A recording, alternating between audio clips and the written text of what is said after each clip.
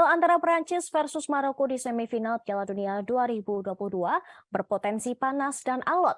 Untuk itu, pemerintah Prancis mengerahkan sekira 10.000 polisi guna mengamankan daerah Paris dan sekitarnya. Menteri Dalam Negeri Prancis, Gerard Darmanin, merinci sebaran pasukan keamanan yang akan diturunkan saat laga Prancis versus Maroko berlangsung.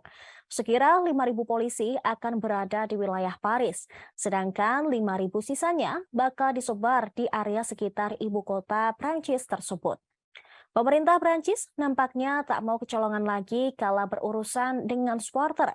Sebagaimana diketahui, supporter Maroko sempat terlibat bentrok dengan polisi di wilayah Camps El-Shish.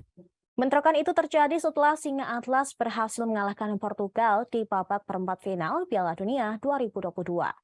Untuk itu, polisi dikerahkan sejak awal guna mengamankan para supporter yang berkumpul di sejumlah titik.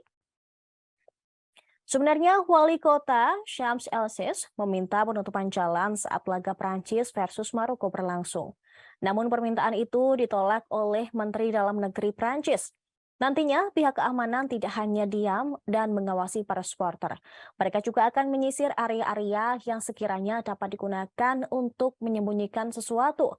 Pemerintah ingin mencegah sedini mungkin potensi bentrokan antar supporter atau dengan pihak keamanan sendiri. Apalagi Perancis memiliki banyak sekali imigran asal Maroko dan negara Afrika lainnya yang bakal tumpah ruah di jalanan kota. Potensi bentrok tersebut bisa dihindari, salah satunya dengan mengerahkan pasukan keamanan di wilayah strategis.